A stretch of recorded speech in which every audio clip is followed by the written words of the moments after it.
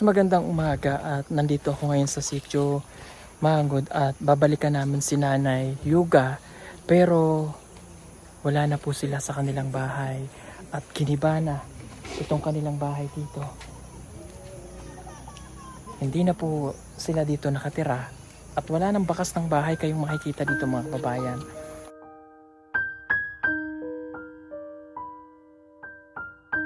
Wala na po. Yung bahay nila giniba na. Nagiba kaya ito ng bagyo? O talagang pinaalis na po sila dito?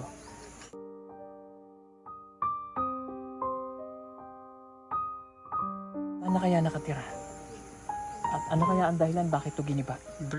Alam niyo po kung saan tumira si Nanay Yuga mga kababayan. Nung giniba ito, dito po sila lumipat. Ito. Itong bahay na to, ayan po ay bahay ng kanyang anak. Yan po muna siya pansamantalang tumira. So, puntahan po natin.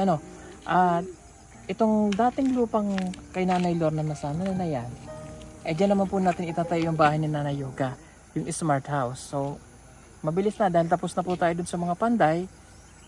Papalagyan na lang po ng puting, sila din po ang gagawa. Then i-deliver po dito yung smart house. Ngayon puntahan na po natin si Nanay Yuga.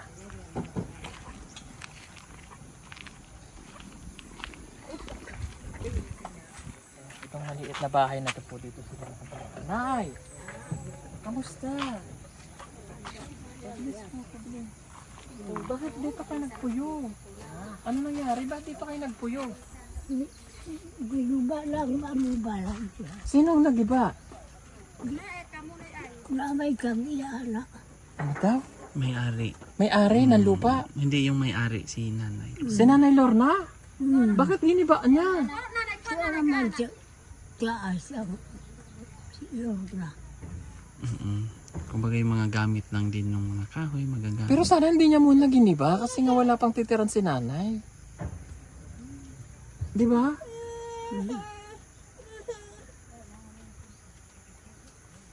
Talagang pinagiba niya la? Pinagiba niya? Pinaalis kayo? Dala na dito ang kuwan. Ano yun? Hindi kasi, di ba, pansin mo naman sir, inumpisahan to kasi ang rason din dito si nanay. Pero ibig sabihin ko sana hindi mo na giniba. Kasi tinan mo nga ang sitwasyon, mas mahirap nga. Mahin ko dito siya. Ha? Itong anak ni Nanay Lorna. Dili man to kang Nanay Lorna nga balay sa anak man to. Mo nang gipahawa na sa nanay din na nagkayos nanay sa ako. Yang balay.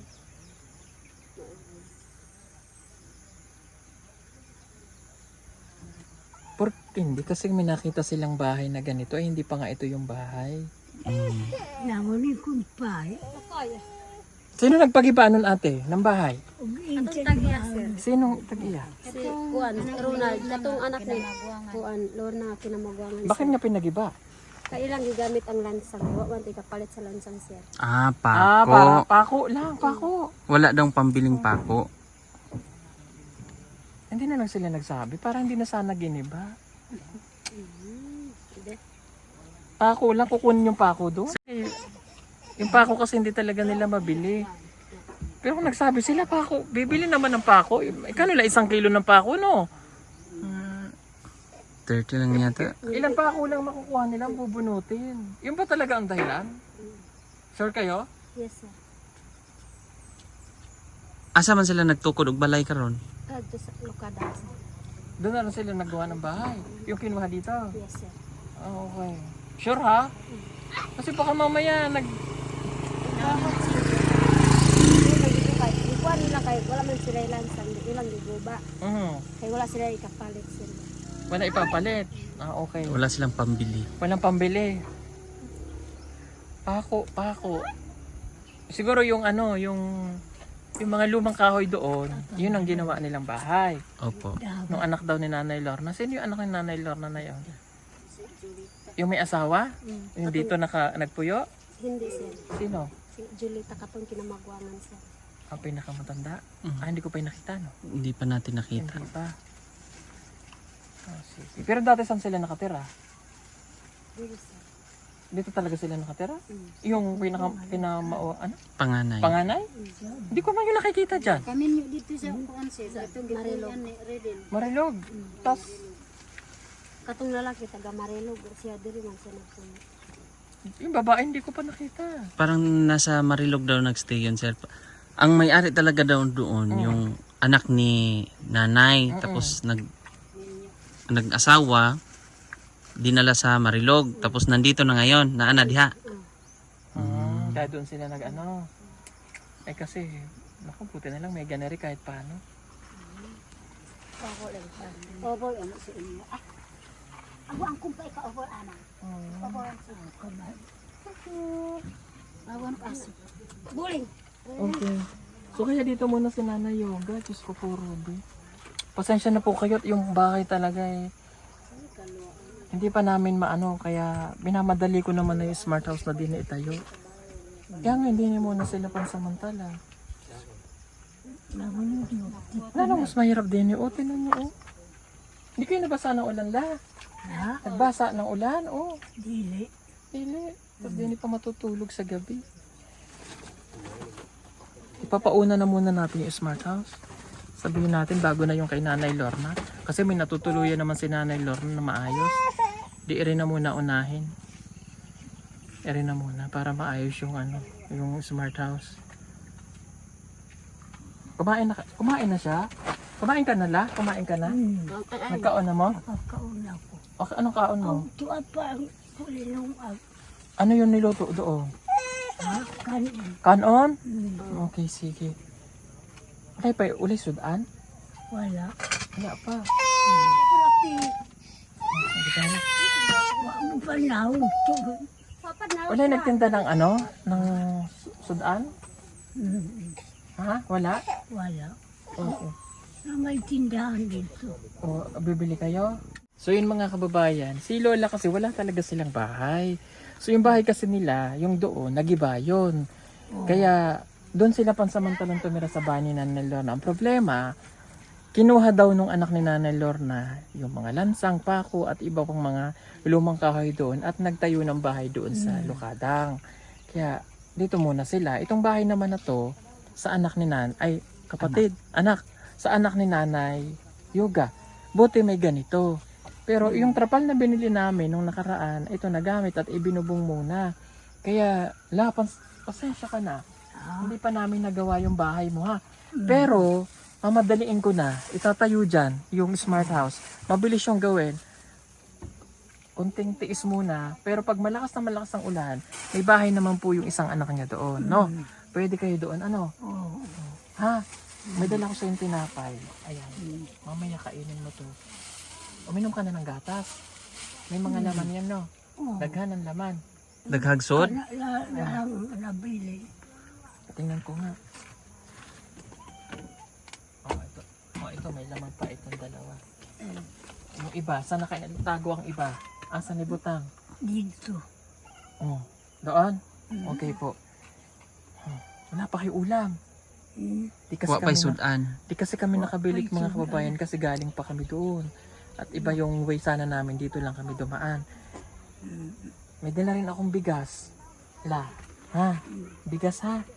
Wala na mo bigas. May bigas ka pa? Dito? Gamay na lang. Gamay, o sakto may bigas ka na. May bigas ka dito. May pera ka pa? Pilay mong pera. Amot lang sa imo kung pilay at tagin. Dili, katong Dili. kwarta nimo daw, katong nasa imuhang Wallet. pitaka. Asa mong wallet? May pera ka pa? Daw, patanaw daw.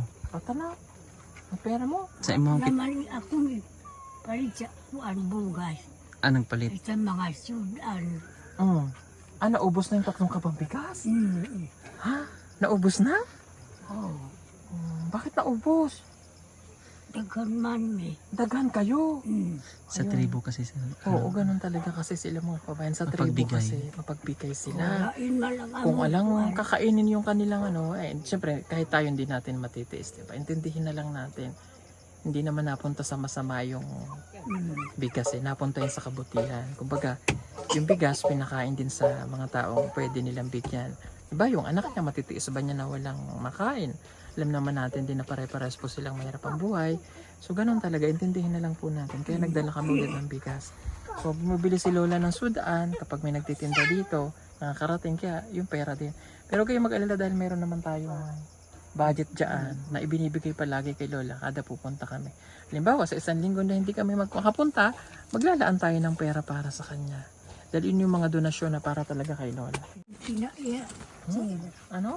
Iba daw ang Magkanayo kung naiamot. Ano daw yun? iba daw ang kanilang kaugalian, kultura, sir. Oo.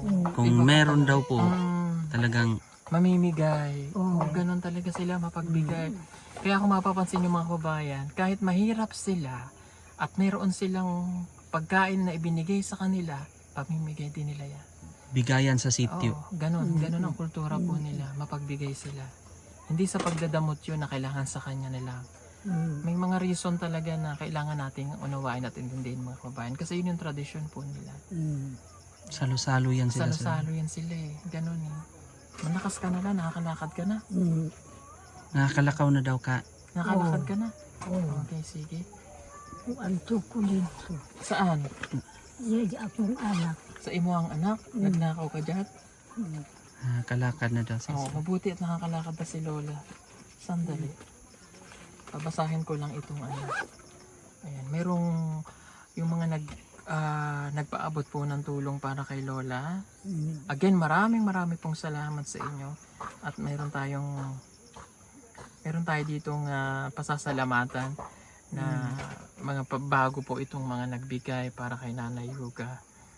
Ayan, thank you po kay Tita Elma Labastida Meli Kobic, nagbigay siya ng 5,806. Elonga Montreal ng Canada, 6,294. Marcelo Junior Vargas, 500. So itong lahat ng perang ito ay nasa sa 5, 11. Di ba nagbilang ako? 12, 13, nasa 14,000 pesos. 14,000 ito. Ngayon, syempre hindi natin lahat ibinibigay kay Lola. Tulad ng sinabi natin, ipagkatiwala nyo po sa amin. Alam nyo po yung kakayanan ko kung paano namin minamanage ang pera nila. So, again, habang nabubuhay siya, yung pera niya nasa atin lang. Para sa kanyang pangangailangan. Hindi natin alam kung hanggang saan siya. Kung hanggang saan yung buhay ni Lola. O at least kahit paano maranasan niya pong umaluan yung buhay. Kahit sa natitira niyang ilalagi sa mundo. Diba? Pero umaasa pa rin ako na si Lola ay hahaba pa ang buhay. Nala, ibibigay ko to sa iyo. Ibibigay ako ulit sa iyo na tulong. O ito itulong, bigay. O bibigyan muna kita ngayon ng 5,000. Okay? Then the next day, the next, mga susunod na linggo ulit, pag bumabalik kami, nagbibigay ulit kami sa iyo at yung iba mo pang mga pangailangan. Dahil malayo po ito sa syudad, no? Pagkaman simentado na yung daan, malayo pa rin po. Napakalayo. Kaya napakahirap pagpagawa ng bahay dito sa kanila. Yung hardware pa lang, tatagain na tayo sa delivery charge. Kaya kung ang ipapagawa mo ditong bahay ay bato, malaking fad ang kailangan mo. Dahil yung pagkakakot, malayo yung paggawaan ng hollow blocks, yung mga buhangin, iba pang mga kailangan, malayo. Even kami, yung kinukuhanan, napakalayo po. Kaya, konting pasensya mga kabayan, hindi ganun kadali para sa amin yung ginagawa namin. Mahirap po talaga ito. Dahil napakalayo. At kami ay dayo lang dito. Hindi po namin gamay ang mga tao nakapalibot dito. Although mababait po sila. Pero hindi naman pwedeng kada punta natin dito magpapatulong tayo. Diba? Yung paghakot ng kahoy nakakahiya. Hanggang kaya po namin ginagawa namin ito. Sige. Ibibigay ko lang sa iyo itong 5,000. At ang gusto ko, yung pera na para sa iyo, ay mabibili mo yung gusto mong bilhin ulit kapag may nagtitinda dito. Ha? Kasi pag nagdala kami dito mga kababayan, halimbawa isda, yung kaya lang na madadala. Kasi wala namang rep, walang kuryente dito. So, kaya pera yung binibigay natin para may tindahan din kung ano yung gusto ni Lola. No? Pagbalik namin next week, dadala na lang kita ulit ng mga grocery mo. Pero ang problema nga pag dinala natin siya ng grocery, lahat yun maipamimigay at nabibigay lang. Hindi masama. Dahil grocery pa din na ibinibigay po. Ano? O, kaya ibibigyan kita nito. 2, 1, 2, 3, 4. Kulang pa yan. Kulang pa ng isang... 5. Oh, 5. Kulang pa yun ng 1,000. Ayan. Ayan. Ha? Kailangan mong magpalakas ha. Malakas pa talaga. Malakas. Ligon ba daw? Himsog. No. Sige daw. Malakas nga. Okay, kailangan magpalakas la ha. Dito natin daw itatayo. Diyan na daw, no? Yung balay mo. Ha? Okay. Sige po mga kabayan, marami pong salamat sa inyo. At pasensya na kayo, no? Hindi natin madalas madalaw si Lola. Hindi pwedeng araw-araw kami nandito. Malayo eh. Sobrang layo po sa city nito. Doon pa nga lang sa sitio ay sa Malabog. Pag dito kami dumaan, at kapag katulad dito umuulan, doon sa shortcut, hindi kami makakadaan doon. Pag sa shortcut kami dumaan, wala kay Maylin. Para Malabog kasi to bahay nila Maylin is 20 minutes. Yung pababa, kumakain lang din ng mga almost 20 minutes din. Di 40 minutes. Pag dito kami dumaan, paikot, halos mahigit, no? 1 oras. Yung layo. Layo kasi itong mga kabayan, itong sitio Mangod. Ito po ay Pakibato District pa at Davao City pa rin to. No, ito yung lugar na talagang matagal na walang nakakapunta. Bihira ay napupunta po dito. Ano? Okay. Pabili ng ulam si Amang. Asan si Amang? Mamaya, tawagin na lang si Amang. Mamaya, nagsaing na daw po sila. Basta regular ang pag-inom ng gatas. Ha? Medyo, kahit paano nagbago naman si Lola, pero yung dito niya, yung cheekbone, tawag dyan, no? Cheekbone. Oo, medyo nakaganong pa rin. Wala may akong lipon. Ay, opo. Walang ngipin. Pero kung mataba siya konti, Wala lipon ako. kahit ganon. Sige, mamadaliin natin yung smart house. Para doon, kahit maulan, safe kayo doon, matutulog lang, tsaka hindi malamig doon. Pero pagka-araw naman, bukas lang mga bintana, hindi naman talaga siya mainit. Kasi yung pinaka-ano niya may, anong tawag doon? Basta, yun. Exhaust. Ay. Oo, parang ganon. Magugustuhan ni Lola yung bahay na yun. Safe siya doon. Sige po, pasensya na kayo talaga mga kababayan ha. At talagang ganon eh. Pero mamadaliin na po natin ito. Thank you po ulit sa lahat ng mga sponsor natin na tumulong po para kay Lola. Thank you sa inyo. Napakarami niya po. At nandyan na lang po sa screen nyo, no? Lahat sila. Shout out na lang natin. Nakakahiyaman sa inyo po. Alam kong itong pag-shout out ay isang malaking ano na rin sa kanila. Kasiyahan, no? Love, Mary Dakpano, Tindayan from Uta, USA, Nick Junior Mendoza, Maria Cristina Aguion, Permoselo, Annalyn Smith, Grace Dumay, Sanahay Sibashe, Ala Edita Joson, Rosel Villaronte, Clarissa and Chris, California, from Ma'am Ofelia, Merasol Magallanes, Emelda Puentes, Net Odiro, Miss SK, Andre Ann Javed, Rosemary Esparza from Bakersfield, California, USA, from Camilo Borromeo of Hawaii, Wild Hadulos Enrico, Titalitz Abugayde, Rania Dago, OFW na Singapore, syempre sa ating pinakamamahal na sa Tita PB Lab, maraming pong salamat. AJ Eliza Lee, Ronald Akire, Take Mare, Stepsy, LB, Siren Dalonya, Marisa Trinidad Bandomi, Merasol Oy Padala, Merasol Oy, Flossy Freaks, Manolito Gutierrez Fernandez, Leon of Poison Box ng Calgary, Canada, and Behaving, Ryoko Ang, mga anonymous natin, Edna Samson Fraker, Elma Labastida Melikovic, Elonga Montreal ng Canada, at Marcelo Junior Parcas. Maraming salamat po sa inyong lahat. So, alam nyo itong pera ni Nanay, malaking tulong po ito para sa inyo talaga. No, malaking tulong, lalo na at matanda na yan siya. Maraming pong salamat sa inyo. Kaya yung bahay ni Lola, yung smart house na yun, talagang smart house siya para sa matatanda Nandun na din, magkakaroon siya doon ng CR sa loob. Ang gagawa din po noon syempre yung ating panday. At yung lutuan nila isi-separate din natin sa labas, pero may connection na doon yung sa smart house. Tapos, yun, basta maganda po, no? Magiging komportable doon si Lola. O siya, sige po. Maraming salamat la. Yung solar, pasensya ka na nalimutan ka, dumating na po. So pagbalik namin, dadali na namin yung solar para sa iyo ha, para magliwanag yung gabi ha. So kung gusto niyo pong mag-avail ng solar, yan pong nasa sa end ng video natin, panoorin niyo po. Tamang-tama po ngayon dahil nagbagyo. Pwede po kayong mag-avail ng solar sa PB Team Solar. Malaking tulong na po yun para sa amin sa pagpapatuloy ng ating charity pong ginagawa. Nakakatulong po kayo pag bumili po kayo. Okay, sige po. Maraming salamat. God bless. Bye-bye! Bye-bye.